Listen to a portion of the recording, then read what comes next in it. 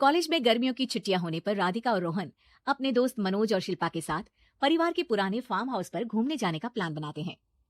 Guys, तुम दोनों को वो फार्म हाउस बहुत पसंद आएगा। बचपन से ही वो मेरी और रोहन की सबसे पसंदीदा जगह रही है।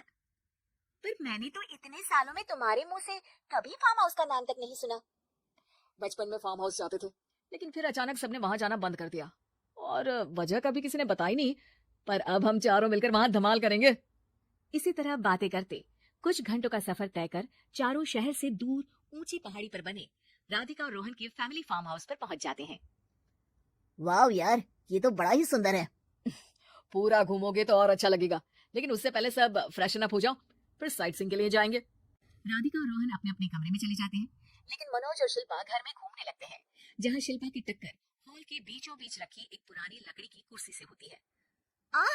लग रे माता, इस कुर्सी को बीच में किसने रखा हुआ है? अरे तेरे स्वागत के लिए भूत ने रखा होगा।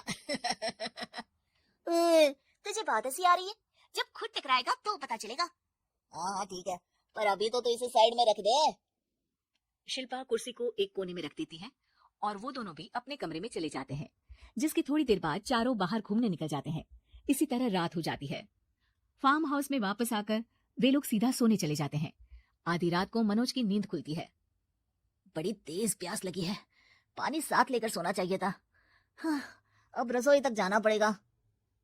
मनोज आंखें मलते हुए कमरे से हॉल में आता है और अचानक रास्ते में रखी कुर्सी से टकराकर जमीन पर गिर जाता है।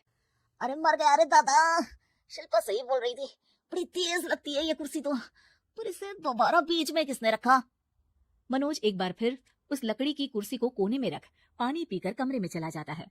अगली सुबह जैसे ही चारों की नींद खुलती है तो उन्हें अपने बेड के पास साइड टेबल पर चाय का कप रखा मिलता है, जिसे देख वो खुशी खुशी चाय पीकर तैयार होकर कुछ देर बाद हॉल में मिलते हैं। थैंक यू यार राधिका, मुझे नहीं पता था कि तू इतनी अच्छी चाय बनाती है। वैसे मुझे उस बेड टी की बहुत जरूरत थी। ये और चाय, अरे इसे तो पानी तक उबालना नहीं आता। मतलब तूने हमारे लिए चाय बनाई क्या दोस्त? अरे चल पागल है क्या, इतना भी प्यार नहीं है मुझे कि तुम्हारे लिए बेड टी बनाऊं। चाय पर ये चर्चा करते हुए मनोज जैसे ही पीछे मुड़ता है तो एक बार फिर लकड़ी की पुरानी कुर्सी से टकराकर उस पर गिर जाता है। हाय रब्बा, अरे चाय छोड़ो, पहले ये बताओ कि इसे बार बार बीच में कौन रखता है? कल रात ही मैंने इसे साइड किया था। तुम पहले ये बताओ कि चाय किसने बनाई थी? सबकी बातों को कुछ देर ध्यान से सुनने के बाद राधिका हैरानी से कुर्सी की तरफ देखने लगती है। भूत दीदी। राधिका की बात सुन आपस में झगड़ रहे सारे दोस्त शांत हो जाते हैं। क्या बोला अभी तूने?